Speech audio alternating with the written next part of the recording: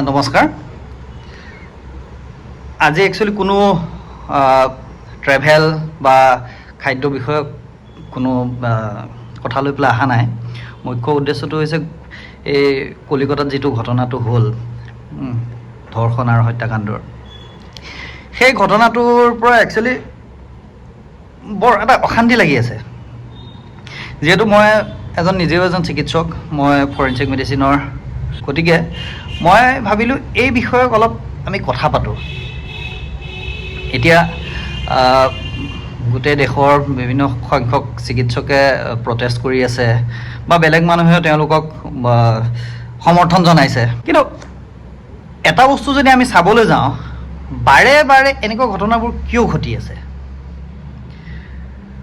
2012ত দিল্লীত যিটো গেং ৰেপৰ ঘটনাটো হৈছিলে, মই নাম চাম ক'বলৈ নাযাওঁ, ছোৱালীজনীটো তাইও ঢুকাল। 2014ত আমাৰ অসমৰ এখন চিকিৎসা মহাবিদ্যালয়ত এগৰাকী পোষ্ট গ্ৰেজুৱেট ট্ৰেইনী, তেখেতৰো হত্যাকাণ্ড হৈছিলে। প্ৰত্যেকটো সময়ত আমাৰ এটা আমি আউটৰেজ এটা দেখা, মানুহে প্ৰতিবাদ কৰে, দোষী কৰায়ত্ব হয়, লাহে লাহে আমি পাহৰি যাওঁ। এতিয়া যদি 2012ৰ ঘটনাটোৰ যিখিনি দোষী আছিলে তেওঁলোক কি অৱস্থাত আছে সুধিলে আমি সেইটো কেইজনে ক'ব পাৰিম? বা 2014ৰ যিটো ঘটনা হৈছিলে তাৰ দোষী এতিয়া কি অৱস্থাত আছে, ক'ত আছে, আমি কেইজনে আমি ক'ব পাৰিম? মেক্সিমামে আমি নোৱাৰোঁ। এতিয়া ধৰ্ষণ শব্দটো শুনিলেই কিবা গাটো বিজবিজাই যায় বুলি কয় যে, খুব এটা অশান্তিদায়ক শব্দ। তাৰ লগতে হত্যাকাণ্ড, মানুহ আচলতে পিশাচ হ'লেও চাগে পিশাচেও সেই কামখিনি কৰিবলৈ, এনেকুৱা ঘৃণনীয় কামখিনি কৰিবলৈ পিশাচেও চাগে লাজ পাব।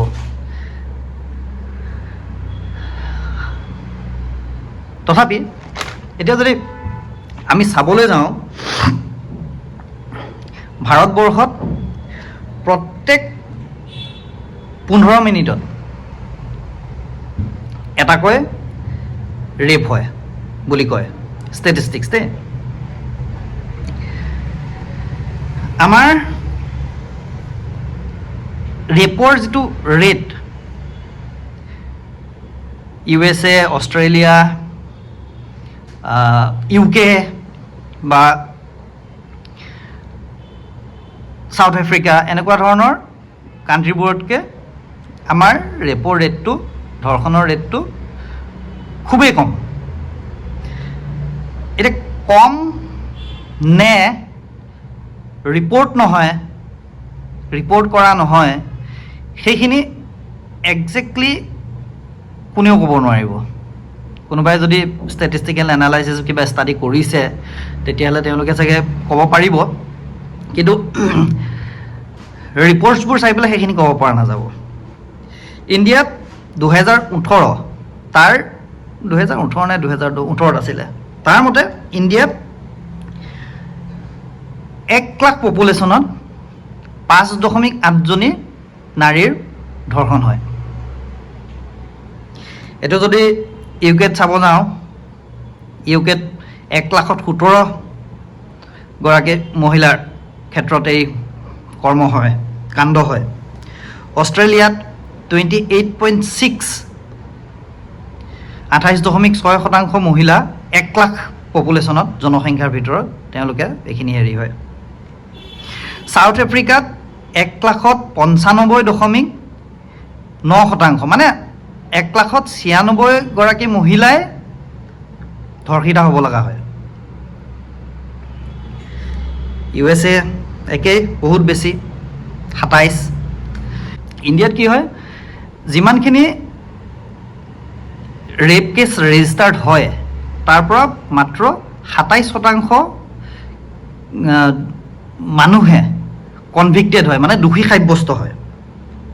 আৰু সেই 27%ৰ 93.9% মানে দোষীয়ে যিগৰাকীৰ লগত এই ঘৃণনীয় কাম হৈছে সেই মহিলাগৰাকী বা ছোৱালীগৰাকীৰ চিনাকি পুৰুষেই হয়, চিনাকি মানুহ। এই ডাটাখিনি National Crime Records Bureau' NCRB তাত এভেইলেবল আছে। ইয়াৰ ভিতৰত হায়েষ্ট ষ্টেট ৱাইজ যদি চাবলৈ যায় আটাইতকৈ বেছি ধৰ্ষণ হয়, ৰেপ কেছ হয় উত্তৰ প্ৰদেশ, মধ্যপ্ৰদেশ, ৰাজস্থান। একচুৱেলি মধ্যপ্ৰদেশ আৰু ৰাজস্থানৰ মাজত হায়েষ্ট হেৰিটোত থাকে আৰু উত্তৰ প্ৰদেশ তাৰ পিছতে থাকে। মানে 3000 পৰা 6000ৰ ভিতৰত তেওঁলোকৰ কেছ হয়। অসমতো কম নহয়, অসমত 1500 পৰা 2000 মান হয়। কিন্তু ইণ্ডিয়াৰ বাকী নৰ্থ ইষ্টাৰ্ণ যিকেইখন ষ্টেট আছে, যেনে নাগালেণ্ডত 8-9টা এনেকুৱা ধৰণৰ কেছ হয়। মেঘালয়ত চাব গ'লে 100-120 এনেকুৱাৰ ভিতৰতে থাকে, মানে যথেষ্ট কম। অৰুণাচল 20-25, কম হ'লেও যিটো জঘন্য অপৰাধটো অপৰাধেই, সংখ্যাটোৰ ওপৰত নহয়, কিন্তু আমি সংখ্যাটো তথাপি আমি জানিব লাগে। আৰু হেৰিটো জানে, মেট্ৰ' চিটিৰ ভিতৰত আটাইতকৈ বেছি দিল্লী, আটাইতকৈ কম কলকাতা। এতিয়া এটা কথালৈ আহোঁ, 2012 চনত যেতিয়া দিল্লীৰ এই গেং ৰেপৰ ঘটনাটো হ'ল, 2012 চনত দিল্লীত ৰেপ কেছ হৈছিলে, ৰেজিষ্টাৰ্ড ৰেপ কেছ আছিলে 24,923, মানে 25,000 এৰাউণ্ড। তাৰপিছত দেশত যিটো এটা আন্দোলন হ'ল, তাৰ পাছত আচলতে মানুহে ভয় খাব লাগিছিলে আৰু কেছ কমিব লাগিছিলে। কিন্তু তাৰ বিপৰীত এখন ছবিহে আমি দেখা পালোঁ। ষ্টেটিষ্টিক্স মতে 2013ত সেইটো বাঢ়ি পেলাই প্ৰায় 34,000 হ'ল। 2016ত হায়েষ্ট হ'ল প্ৰায় 40,000, আৰু 2022ত সেইটো হ'ল 31,516, মানে 31,500। 2020ত কম হ'ল। 2020ত কম হ'ল মানে 2020ত ক'ভিড আছিলে, লকডাউনত আছিলে। তাৰপিছতো ৰেজিষ্টাৰ্ড কেছ আছিলে কিন্তু 28,000। গতিকে ইমান যেতিয়া কেছ হৈ আছে, আমি প্ৰতিবাদ কৰি আছোঁ, কিন্তু নকমে কিয়? কেছ কিয় নকমে বা কেনেকৈ কমাব পৰা যায়? এইটো মই এটা চলিউশ্যন দিব নোৱাৰোঁ, বা মই নিজৰ ফালৰ পৰা ফিল কৰা কিছুমান কথাহে মই কৈছোঁ। এজ এ ফৰেনচিক স্পেচিয়েলিষ্ট, এই যে ফলছ ৰেপ কেছ কিছুমান দিয়ে, ধৰি লওক কেতিয়াবা হয় কি, ছোৱালী এজনী ভালপোৱা ল'ৰাটোৰ লগত পলাই গুচি গ'ল, ছোৱালীজনী মাক বাপেকে লৈ আনি পুলিচ থানাত ৰেপ বুলি কেছ এটা দি দিলে। ছোৱালীজনীয়েও ঘৰৰ পৰা প্ৰেছাৰ পাই মানি ল'লে যে ঠিক আছে, মই হেৰি কৰা নাছিলোঁ, নিজে যোৱা নাছিলোঁ, মোক লৈ গৈছিলে। সেইটো এটা ফলছ কেছ হ'ল ন। মানে কি হয়, লাগিলে এজন দোষী বাচি যাওক, কিন্তু এজন নিৰ্দোষী শাস্তি পাব নালাগে। আৰু সেই কথাটো কাৰণেই আমাৰ দেশত বহুত ষ্ট্ৰিক্ট এটা আনিব নোৱাৰে, আইন এখন আনিব নোৱাৰে। নেক্সট, ৰাজনৈতিক কিছুমান কাৰণটো থাকে যিখিনি মই ক'বলৈ নাযাওঁ। নেক্সট, ধৰ্ষণৰ আৰু এটা কি, আমাৰ সমাজখন, পুৰুষসকলৰ কি হয়, কিছুমান মানুহ খুব ইনচিকিউৰিটি ফিল কৰে। মানে কি হয়, সৰুৰ পৰা দেখি আহিছে মহিলা সদায় পুৰুষৰ তলত থাকিব লাগিব, ডমিনেট কৰি ৰাখিব লাগিব। সেই এটা যেতিয়া মাইণ্ডছেট বনি যায় নহয়, মহিলাক মানে মানুহৰ শাৰীত নাভাবেই মানে আছে তেনেকুৱা বহুত আছে। তাতে যদি এজনী মহিলা বোলে ডমিনেট কৰি আছোঁ বা ডমিনেট কৰিবলৈ চেষ্টা কৰি আছোঁ, কিন্তু তাই বহুত ওপৰলৈ উঠি গ'ল, এটা ঈৰ্ষা এটা আহে, হিংসা। মাইকী মানুহ হৈ মোতকৈ ইমান ওপৰত কেনেকৈ যাব? সেই হিংসাটোৱেও এটা এই কাৰ্যবোৰত হেৰি কৰে। এইবোৰ হেৰি মেণ্টেলিটি দেই, ক্ৰিমিনেল মেণ্টেলিটি আল্টিমেটলি। যিটো ডমিনেন্সৰ কথা ক'লোঁ, ক্ৰিমিনেল মেণ্টেলিটি। আৰু এইটো অসম মানে ভাৰতীয় হেৰিত চলিয়ে আছে। আৰু মহিলাসকলৰ কি হয়, মই যেতিয়া ইমান বছৰ মই মানে ডাব খাই থাকিলোঁ, মই ডমিনেণ্ট হৈ থাকিলোঁ, গতিকে মোৰ বোৱাৰী আহিছে, মোৰ ছোৱালী আহিছে, মই তাহাঁতক কিয় মই হেৰি কৰিব দিম, ডমিনেণ্ট নোহোৱাকৈ থাকিব দিম? তাহাঁতকো ডমিনেট কৰি ৰাখিব লাগিব। সেই মেণ্টেলিটিটো আমি এৰিব লাগে। কাৰণ আমাৰ নৰ্থ ইষ্টাৰ্ণ ষ্টেট মই যিখিনি ক'লোঁ, তাত মেক্সিমামখিনি হৈছে মেট্ৰিয়াৰ্কেল ছ'চাইটি, পেট্ৰিয়াৰ্কেল নহয়। মহিলাসকলক যিখিনি সন্মান দিব লাগে, তাত মহিলাই সম্পূৰ্ণ সন্মান, ন্যায্য সন্মান পায়। মহিলা পুৰুষ সমান। সেইকাৰণে তাত ধৰ্ষণৰ সংখ্যা বহুত কম। নেক্সট এটা হৈছে যিটো চবেই জানে, ছেক্স এডুকেশ্যন, যিটো আমাৰ ওলাই থাকে বাৰে বাৰে, ছেক্স এডুকেশ্যনৰ অভাৱ, মানুহৰ ক্ৰিমিনেল মেণ্টেলিটি। ছেক্স এডুকেশ্যন মানেতো এইটো নহয় যে আপুনি কাৰোবাক বোলে পৰ্ণ দেখাইছে। আমি এতিয়া যেতিয়া ক্লাছ 9ত আছিলোঁ, তেতিয়া আমাৰ নিষেচনটো প্ৰথম আমাৰ হেৰিত বিজ্ঞানত আমি নিষেচনটো পঢ়িছিলোঁ। নিষেচন মানে ৰিপ্ৰডাকশ্যনটো। সেইটো পঢ়িয়ে ইমান লাজ লাগিছে আমাৰ, মানে হাঁহিও উঠে। সেইটোতো একো হেৰি কৰিব লগা কথা নহয়। সেই আমাৰ সেই বস্তুবোৰ সৰুৰ পৰা যেতিয়া এটা লিমিটত দেই, চব বস্তু এটা লিমিটত। এতিয়া মানুহে কয় চুটি কাপোৰ পিন্ধা, ক'ৰবাত পাবত গৈ ক'ৰবাত নাচিছে, ল'ৰাৰ লগত ঘূৰি ফুৰিছে, তেনেকুৱা ছোৱালীৰ এনেকুৱা ঘটনা বেছি হয়। সেইবোৰ মানে এই যে কয় যে আটাৰ ননচেন্স। আৰু নেক্সট এটা কিবা ষ্টাডি এটা পঢ়িছিলোঁ, আজিয়ে পঢ়িলোঁ, sexual deprivation and stigma towards sex.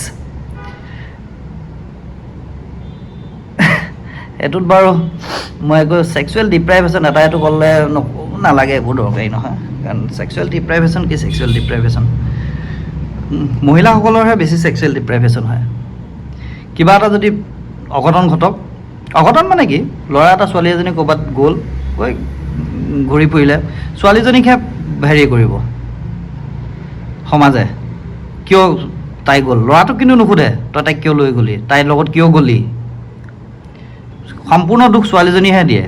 যদি দুখ হয়, দুটাৰে সমান দুখ, ল'ৰাটোৰো দুখ আছে।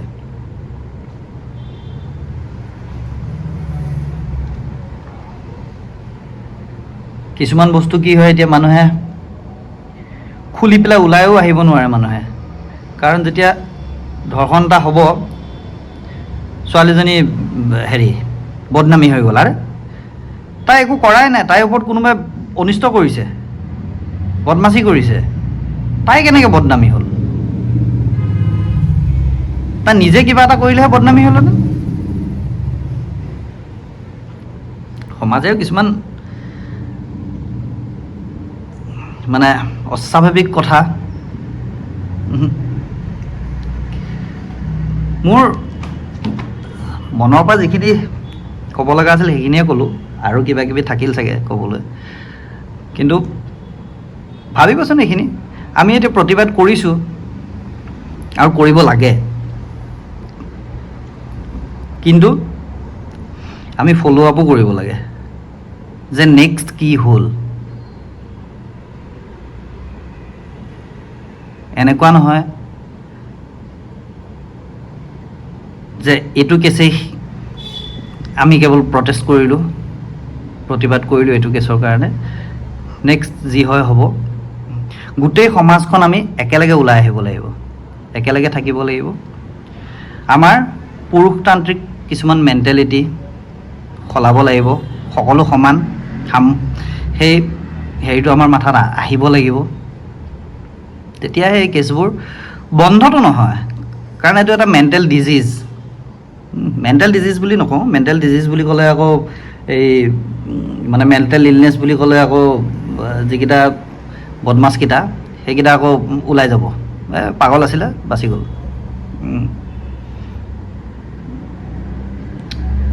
এইটো এটা বিকৃতি, যিটো এই বিকৃতিটো নোহোৱা কৰিব লাগিব। ধন্যবাদ। আশা কৰিছোঁ কলিকতাৰ আমাৰ সেই ছোৱালীগৰাকীয়ে ন্যায় পাওক, মাক বাপেকে ন্যায় পাওক, আৰু যিকেইটা দোষী কঠোৰৰো কঠোৰ শাস্তি পাওক। ধন্যবাদ। জয় অসম, জয় হিন্দ।